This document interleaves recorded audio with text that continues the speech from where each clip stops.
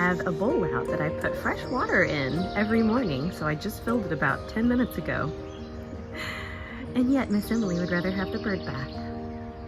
Silly kitties.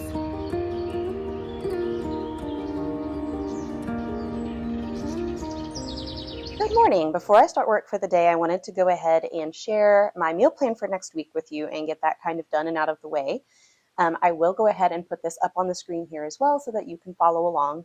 But next week, my planned meal is going to be, I'm making a potato and leek soup, and then I'm also going to make some chickpea fritters, and I will serve that kind of all together. I'll put the fritters on a bed of greens. That way it's a fully balanced meal.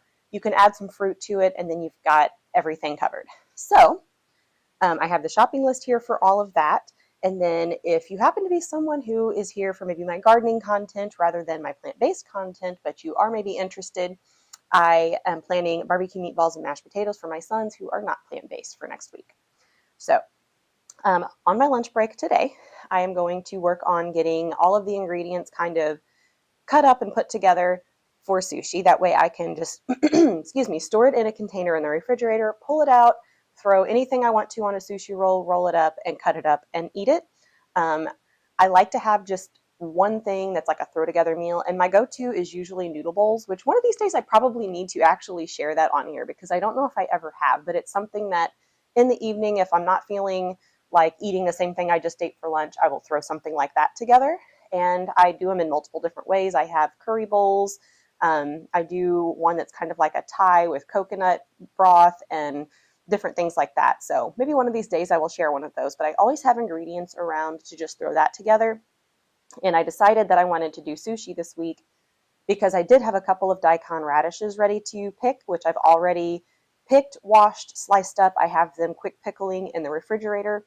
So that gave me the idea to go ahead and do sushi for this week.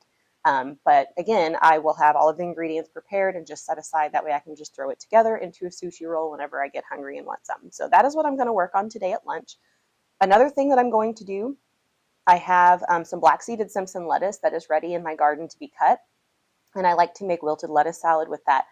However, I am needing to film some content for like Reels, TikTok, Shorts. I don't have anything. I've got everything posted that I had, so I need to get some more things prepared. And it can be difficult to film for both YouTube and for those at the same time because the aspect ratio or the orientation is completely different. So obviously for YouTube, you're watching me on widescreen, but then for Reels or TikTok or YouTube Shorts, it needs to be in portrait mode. So, and this camera just really, I love being able to set it on a tripod and film like this. But if I have to actually pick it up and move it around to film things, it just doesn't do a good job. It is very jerky. It needs a gimbal in the worst way to be able to use it unmounted. So I do use my cell phone for doing Reels. And sometimes I'll film both at the same time, but then you can see my cell phone like set up on its tripod in the view. And then a lot of times my cell phone can also see my camera. And I just don't think it looks very professional. So I think for that one, I am specifically going to film just like real TikTok shorts. And so it will be in that orientation and it will be separate from this video, but it will still be on YouTube Shorts. So if you want to see it, you can still see it. If you go to my profile and you look at my videos, it will be in there. So I will have that one shared probably Friday because I don't think I have anything planned yet for Friday. So by the time you're watching this, it will be out. So you can go and take a look at it. But that is my plan for today. And then tomorrow, probably on my lunch break tomorrow, since I'm mostly done with garden stuff, I still need to plant. And since these are seeds, I'm waiting till next week because I want to make sure the soil is good and warm. But I still need to plant green beans, black beans, and corn. And then I will be done planting my garden. And from that point, it's just kind of monitoring things, keeping the pests out of there. I've been having a lot of issues with snails and slugs and pill bugs, and I'm working on eradicating those.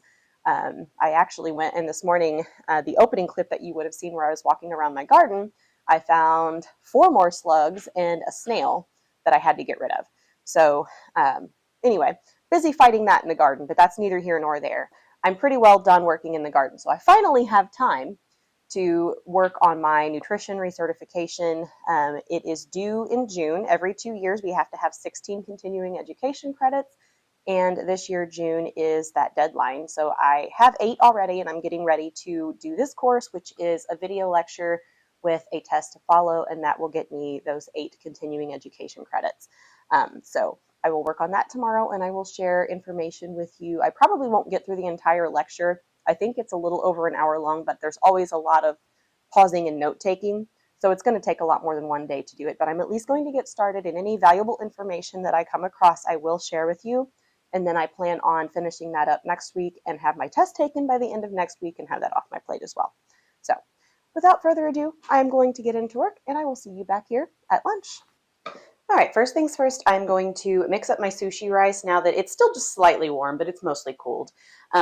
I'm sure there's a recipe somewhere online if you wanted to Google it on how to do sushi rice, but I've done this enough that I kind of just whip it together. So I'm adding a little bit of salt, some sugar to help with the stickiness, and some rice vinegar to season it, and that's all there is to it.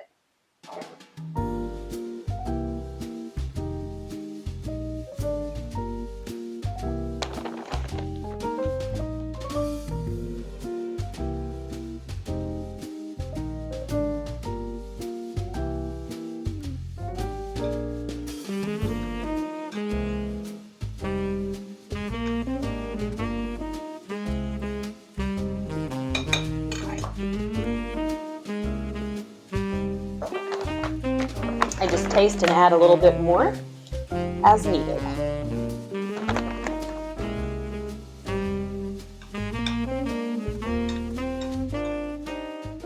I will say that I also use brown rice for this rather than, sushi specific rice or jasmine rice, because I want to make sure that I'm getting the whole grain and not one that has had the grain stripped away, because I want to keep that fiber and the vitamins and minerals intact. Okay, just right. So I'm going to pop this in the fridge and then get started on chopping the vegetables. All right, so the first thing I'm going to do, I want to quick pickle some onion too, because there's not very much radish yet. I only had 2 daikon radishes that were ready, so that didn't make very much.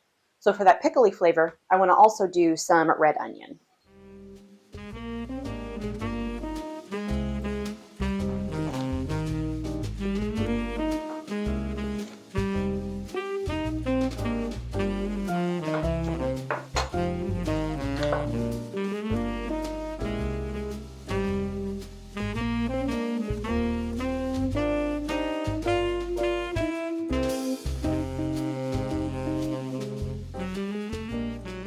All right, to quick pickle is pretty simple. I'm just going to cover the onion with apple cider vinegar. And then I'm going to add a pinch of salt and a pinch of sugar just to cut the tartness a bit. And that's it. And then I'm going to let it sit. And I would say at least 30 minutes before you use it, but it'll be in there for a while for me because I probably won't do sushi until dinner this evening. And then I have just a few things I'm going to slice up and then set aside in this container. That way all I have to do is pull them out and set them in and roll it up.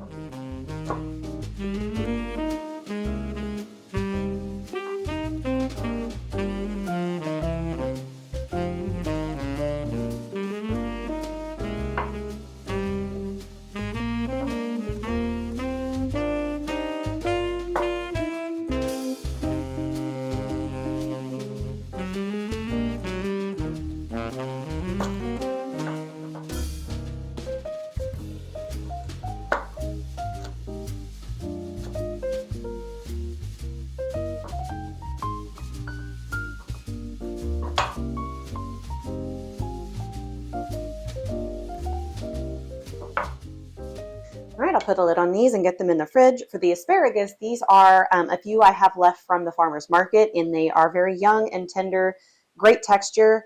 I will cut that one in half one more time, I think. So they did not need to be steamed at all before I cut them. If you were buying some from the store and they were kind of harder and woodier, I would just very, very lightly steam them a little bit to soften them up first, but these didn't need it. The carrots, you could easily just buy julienned carrots as well in a bag, but I had carrots already in the fridge, so I just used what I had. One other thing that I normally like to put in my sushi that I don't currently have and didn't realize I was out of were sweet potatoes. So I would also just pop a sweet potato in the microwave to bake it. and then let it cool and slice it up the same way as the carrots, and would add that as well. One other thing that I have not cut up just because they brown quickly whenever you do are avocados. But when I go to put the roll together, I will open an avocado and slice that and add some avocado slices as well. So, oh, yes. So the one last thing that I need to do is a sauce, because normally you do spicy mayo, and I have in the past used like a vegan mayo and made my own spicy mayo, but I want to try something different this time because I don't like the oils that are in any kind of, veganized products like that, like vegan mayo, vegan butter, all of that is basically just pure oil.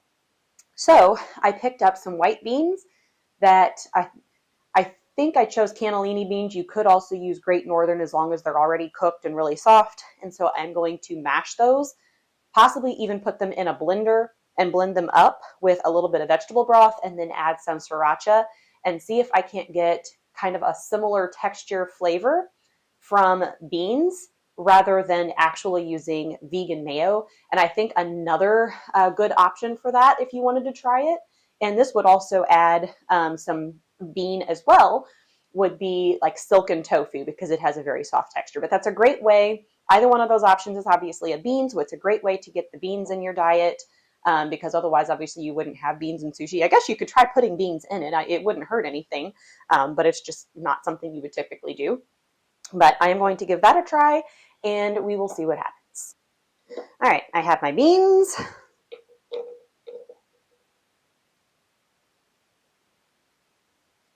And these are not the no salt added beans, so I'm not going to add any salt to them. Okay, I'm going to squeeze in some sriracha. Ugh, slippery! Gosh dang it. Oh man, that sucks. If only it was the beans and not the sriracha all over the place. All right. I lost some of the beans, not too many, but I am going to have to add more sriracha now. Let's try this again. I have the sriracha soaking, so when I'm done here, I can hopefully use a scrub brush to get it all up. Probably need to add a little broth to this, otherwise it's going to be way too thick. And then I'll spin around here so I can plug it in and get it blended.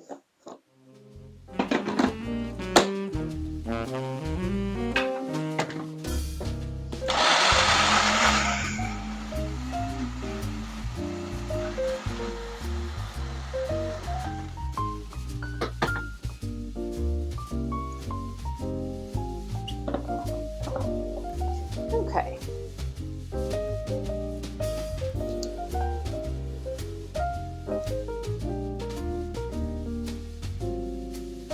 I'll have to see what it tastes like on the sushi and then report back.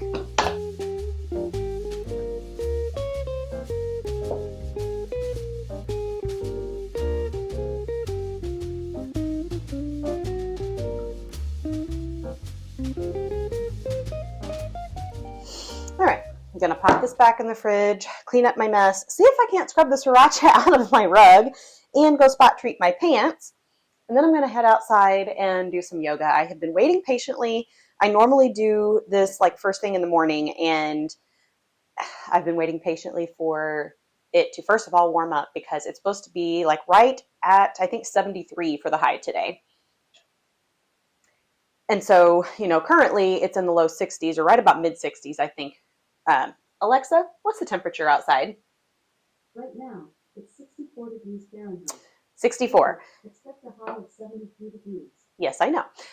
Anyway, so if I keep on long sleeves and I'm in the sun, it should be warm enough to do yoga. And I love doing yoga outside. I'm waiting ever so patiently for temperatures to warm up to the same place they were last week before we had the storms and the big cold snap that we had. But unfortunately, it's going to be low 70s until Friday this week, and then it's going to get back up to 80, and it's going to stay there. So next week's going to be perfect. But anyway, that's the plan for the afternoon, and I probably will be back here with you this evening. I will probably make sushi for dinner so I can test this out and just show you how I do it. So I will catch you back here then. All right, I am ready to make my sushi. I have everything out. You know what? I don't have the rice. Now I have everything out to put this together. I'm hoping that I can do this with just the mat and the seaweed and not need plastic wrap. I've always used plastic wrap, but I'm trying so hard to get away from using. It's very, very difficult to not use plastic because it's in everything. Like, it's completely surrounds our lives, but any opportunity I can find to not use it, I'm taking it. So we will see how this works without any plastic wrap, but I'm ready to put everything together. So let me move some of this stuff out of the way because we have to start with the rice. And I will show you how I do this. I will zoom in closer to this so you can see what I'm actually doing and explain as I go. All right, so I have the seaweed on the mat and ready to go. It's got a smooth side and a rough side. I have the rough side up, and I'm going to go ahead and spread some rice. And one thing that I will caution you about if you want to do your own sushi is keep the rice very, very thin, because the very first time that I made sushi homemade, I made the rice thick and I did not realize how bad that was going to be when I actually did roll it up. So very, very thin layer of rice.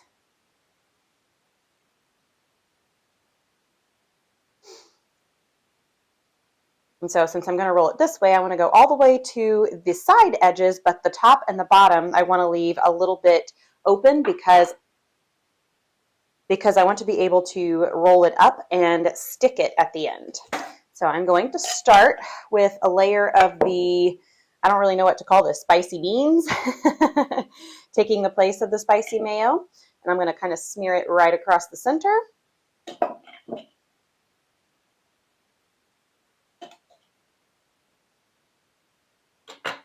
And then I will start layering in my fillings.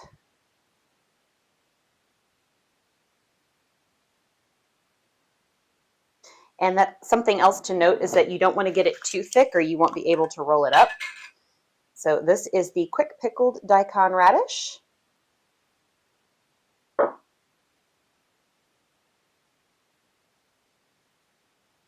Okay.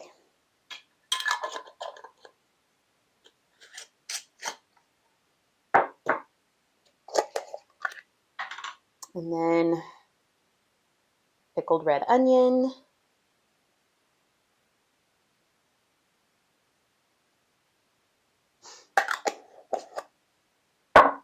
And now I need to cut this avocado and smear some avocado in as well.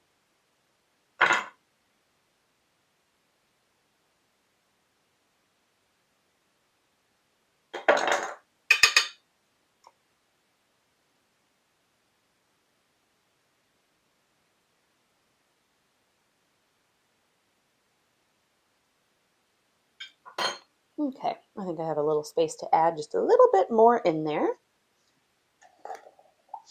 I want a little bit more pickled onion.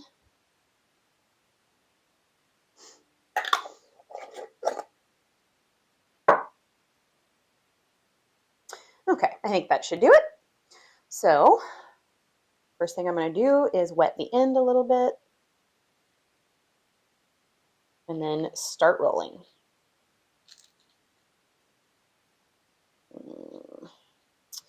Don't know, it looks like I might need to go get out the, maybe not.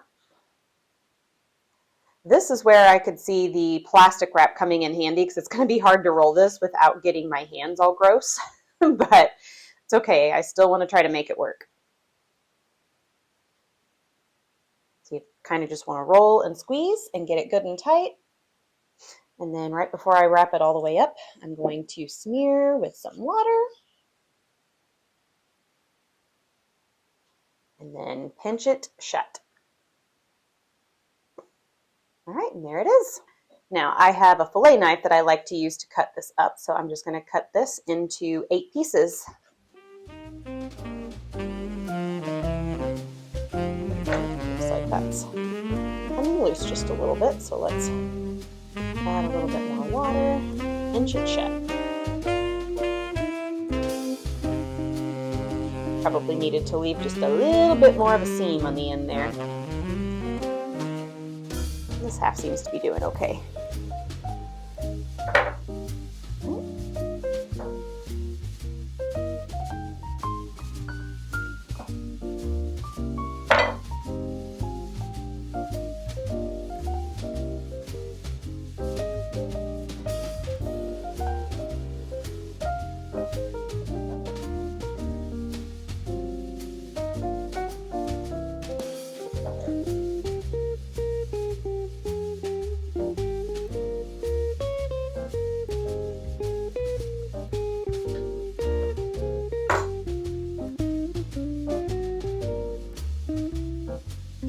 Okay. And now I'm going to put just a little bit of I'm going to mix together some soy sauce and Bragg's liquid aminos in this. And I need to look and see if I have any wasabi. I did have, but I don't recall seeing it in the fridge. I would normally use wasabi with this too. It just makes it, but it's gone. So what I may do instead is just squeeze a little bit of sriracha in with the soy and Bragg's liquid aminos, and that will be my dip.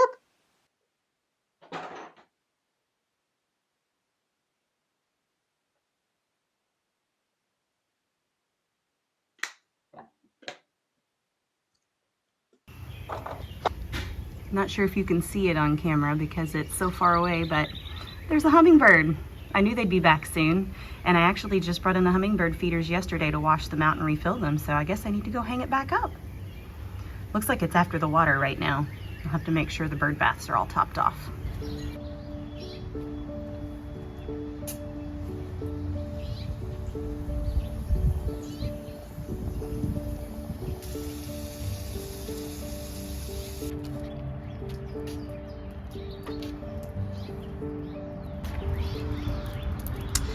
Well, it looks like the house finches are up to 5 eggs as well. They had 2, and then the next time I watered, they had 3. And I'm gonna guess they're gonna stop here because I don't think a 6th would fit. But that's a lot of eggs. Both the house finch and the robin both have 5 this year.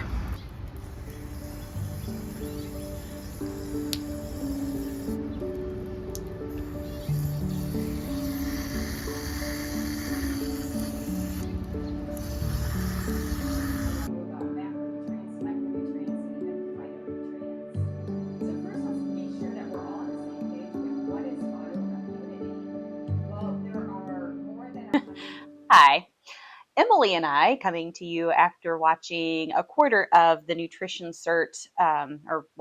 Nutrition Recertification lecture. And I've taken about 3 pages of notes. A lot of it is stuff that I already knew, but there are kind of a few new pointers. And I'm just going to kind of go over with you what has been covered in the first 15 minutes of this hour-long lecture. So one thing that I didn't necessarily know, I do know this is true of cancer, but I had never related that back to autoimmune conditions. And that is once you have one, it is easier to get another.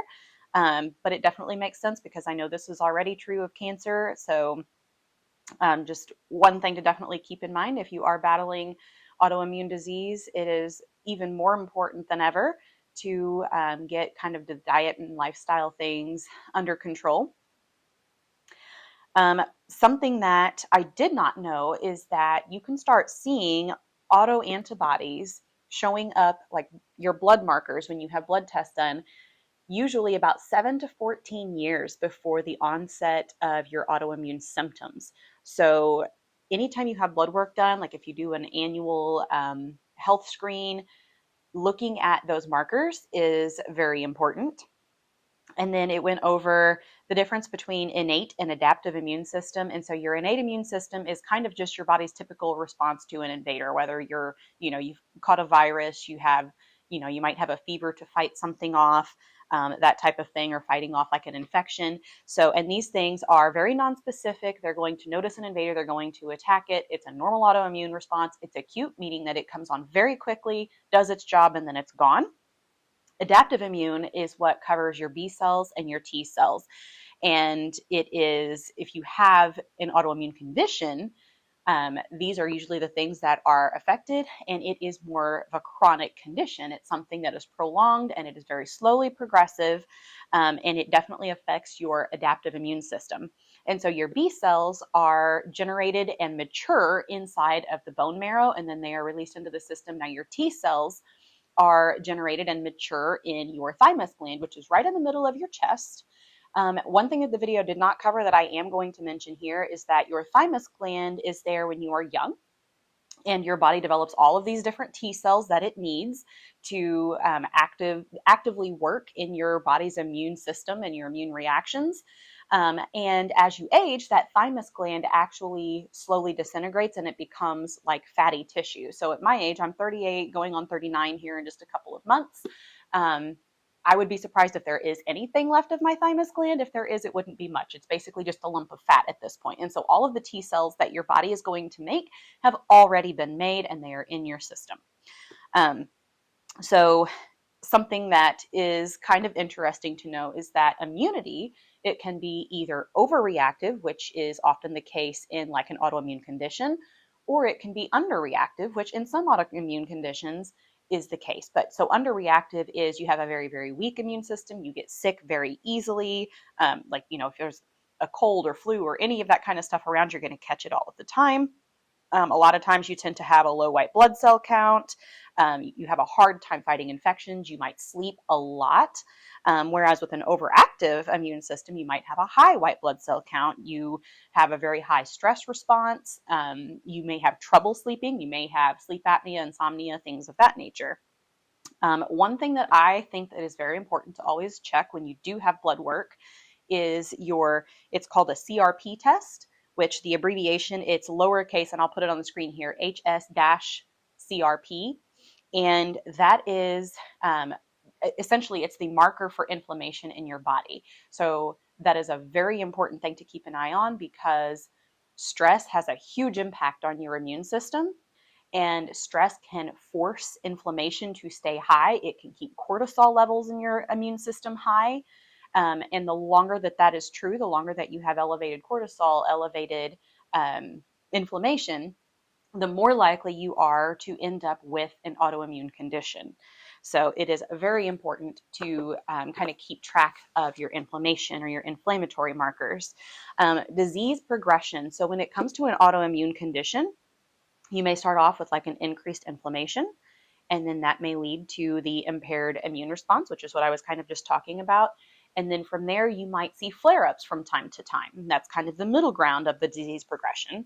And then after a while, that starts to cause a degradation of your body's tissues, just because of this constant pressure that your immune system is putting your body under.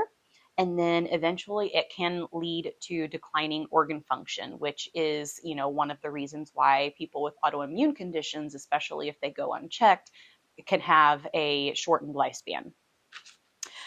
It did point out that stress can be a pathogen, and I just kind of addressed that. So pathogens are things that, our body comes into contact with that aren't normal, whether it be like a virus infection, toxin from the environment, anything like that.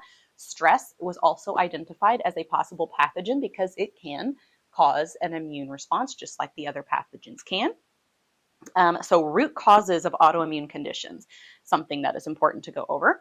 So infections, trauma, toxins, insufficient or inadequate nutrition, and even allergic reactions can cause heightened immune responses, and over time can lead to autoimmune conditions. And these usually will present in one way or another. It's going to be redness, heat, pain, or swelling. Most autoimmune conditions are going to have one or multiple of those symptoms that show up in various different parts of the body depending on what the autoimmune condition is.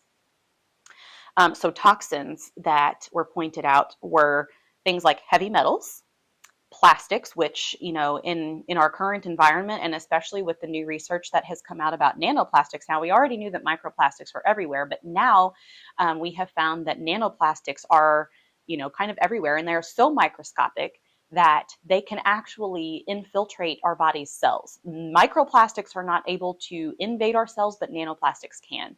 And the study that it's just been a couple months ago, and I'll try to look up either the study or an article about the study, because I know sometimes scientific studies can be hard to decipher if you're not someone who knows science. So it might be better to find, a legitimate article that kind of breaks it down. But they found that in just one bottle of water, there were 240,000 particles of nanoplastics in that one bottle of water. So something to keep in mind for sure. And then parabens, which is something that we see in a lot of your self-care products. So like shampoos, body washes, lotions, any kind of stuff like that, especially if it's in liquid form in a bottle. So always read the labels and look for those kinds of things. And then phthalates. So these are the most common toxins that we encounter on a day-to-day basis. And it's one of the reasons why, I look for natural self-care, body care products, or I make my own cleaners to try to avoid toxins that way. I'm leery of what I use to cook with, because pans are always, they have like an aluminum core. Even if they have something else over that aluminum, you want at least a double layer of protection. So even stainless steel skillets have an aluminum core most of the time. And I, in all of my research, found one stainless steel set that did not have an aluminum core. And the reason they do this is because aluminum is good at balancing out temperature. So you don't have one hot spot, one cold spot. It's equally hot all the way across the pan. So they like to use those aluminum cores, but there should be at least 2 layers of stainless steel over top of that aluminum. I was looking for one that had no aluminum at all. That way it didn't matter if it got scratched, dented, dinged. I didn't have to worry about any aluminum getting out and into my food. I found one set and it was extremely expensive. So what I have decided to do, I have an enameled cast iron Dutch oven that I love. And I did find a couple of skillets that they were Hamilton Beach brand, but they're exactly the same. They are enameled cast iron skillets. And the reason I want the enameled is mainly just because it's easier to clean and it's easier to cook with. I don't use oil in my cooking, so trying to cook with cast iron, just straight cast iron, would be very difficult, because first and foremost, you need to condition them with oil. And then also it can be very difficult to cook without using oil and have stuff not stick. So I do want the enameled cast iron. But that is, and so the current skillets that I have, one of them, especially the smaller one, it's a 10-inch skillet, it's starting to wear out. It has been washed so many times that the nonstick is not very nonstick. It's like a ceramic coating, and it's not working very well anymore. So it is time for it to be replaced. And so when I do, I am going to replace it with the enameled cast iron. The set that I found, the 10-inch skillet, is $45 and the 12-inch is $55. And then I also found another, essentially it's a Dutch oven, but it's a 5-quart, so it's shallower. It's basically like a deep skillet. So I will probably get that at some point as well. So I have kind of a stair step, because I do have the full like 7-quart size Dutch oven. So that way I would have the medium-sized skillet, the large skillet, the like deep skillet, and the, essentially it's like, it's crock pot brand, but it's like a big soup pot is the size. So anyway, after that deviation, we'll hop back into this. I just wanted to make sure I covered sufficiently the toxins, because that is something that I pay a lot of attention to myself outside of the nutrition side of things. And it did say, so over time, being exposed to these toxins, it disrupts your endocrine system, which leads to hormonal imbalances, which then starts impacting your body functions negatively and starts causing problems.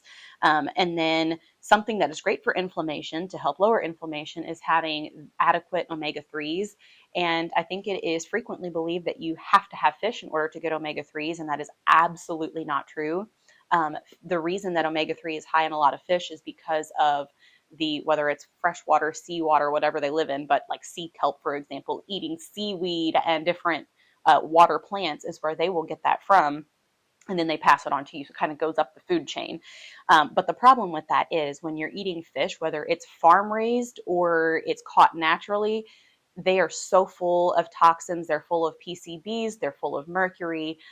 Fish is really not safe. And the best and safest places to get omega-3 is going to be walnuts, hemp seeds, chia seeds, and flax. So I try to incorporate those. I have at least flax and chia every single day. Every time I make a salad, I put hemp seeds on it. I'd like to put walnuts on it. So eating plenty of that stuff on a daily basis, you will get those omega-3s. Something else you want to look out for is you want to keep your omega-3 to omega-6 ratio balanced. And I will look this up so I don't accidentally give you misinformation, but I believe, is it 1 to 3 or 1 to 6? The ratio. I will put the ratio on the screen here that you don't want to exceed this as far as the amount of omega-6s to omega-3. Okay, so moving on from that, I made a note here that acute inflammation is normal. Chronic or prolonged inflammation is what causes problems. I already covered that, so I'm not going to go into that again. And then inadequate diet can lead to prolonged inflammation. And that is especially true if you're eating a lot of, so any kind of meat or dairy, eggs, any of that kind of stuff does promote inflammation. But I think as far as inflammation is concerned, probably even more so when you are eating a lot of heavily processed or fast foods. So something else to consider. And then root causes to consider. And so we already kind of went over root causes, but then this was another slide that talked about things that we can actually focus on just a normal day-to-day basis. So first and foremost is our diet. Eating an anti-inflammatory diet is key. What does that mean? It means eliminating animal products, and it means increasing as many whole foods as possible, especially things like your leafy greens, your berries, your citrus, things of that nature that are naturally anti-inflammatory. And then, of course, you always want to have your cruciferous vegetables like your broccolis and your kales and those types of things. So getting plenty of that in your diet. And then also nuts and seeds, especially, again, flaxseed is a huge one for not only omega-3, but helping to calm inflammation. So gut dysbiosis, which is something that I think we will probably get into more farther on in the video. But I highly recommend the book called Fiber Fueled by Dr. Will Bolsowitz, and I will link that down below. I do own that book. I have read it cover to cover. It is extremely important to learn about gut health. This is a little bit newer information. It's really been studied hard in recent years, more so than it had in the past, and there's all kinds of new information coming out about it all the time. And it is actually very mind-blowing just how significant our gut health is to our overall health. So if you get the opportunity to get that book, whether you buy it or you go to your local library and pick it up, or however you need to do it, please give that book a read. Very, very valuable information. Genetics, of course, we know that genetics always plays a factor. So any family history, you're going to be more likely than someone without that history to end up with whatever disease that may be. And, of course, that's whether we're talking autoimmune or cancer or heart disease or diabetes. So our genetics kind of predispose us to that. But as is commonly said, genetics might load the gun, but it is diet and lifestyle that pulls the trigger. So if you have a healthy diet and healthy lifestyle, you need never actually end up with that disease. So hormonal imbalance, which also circles right back to both diet and also maintaining and managing stress. So impaired digestion and nutrient assimilation, that just goes right back into diet. Infections, lifestyle behaviors, and then your toxic load. So lifestyle and environment, again, high stress can lead to a poor diet. So think about it, yes, stress does cause inflammation, but also if we're feeling stressed, we are a lot less likely to take care of ourselves. We are more likely to swing through the fast food line on our way home rather than cook a fresh meal. We are less likely to work out because we're stressed and we just want to, kind of sit and turn into like a vegetative state. So stress in more than one way can negatively affect your immune condition. And then, so low income means lower access to adequate nutrition as well, because, if you can't afford anything more than ramen noodles, it might be difficult for people who are low income to be able to afford those fresh fruits and vegetables. And then also alcohol consumption plays a big role in your immune system health, as do things like cigarette smoke and pollution. And all of these things can lead to oxidation and immune system disruption. So food, and I believe this is it until I get to watch more of it. So food is an external factor that has a big effect. So, obviously our genetics are something that we can't control. Food and environment, to a degree, environment we can control, but food especially is one thing we have a lot of control over. I didn't realize my phone was up there until it fell on me. So it covers food allergies, which, you have a hypersensitivity or in some cases a delayed response to a certain food. And then of course, food intolerance can have an impact too. And so a food intolerance is a little bit different because it tends to mean that you are missing an enzyme that breaks down food, or there is some histamine present there that your body reacts to. That is where I'm at for now. That is where I have left off, and I still have 3/4 of this to get through. But as I suspected, when you're trying to do this all on an hour-long lunch break and you're constantly pausing to write stuff down, and then I still wanted to have time to film this with you. So probably next week. I don't know if I will finish the whole thing next week, but I will definitely be back here to share more with you. So if you are interested in learning more about autoimmune conditions and what you can do to help prevent them or help treat them, then I will see you back here soon.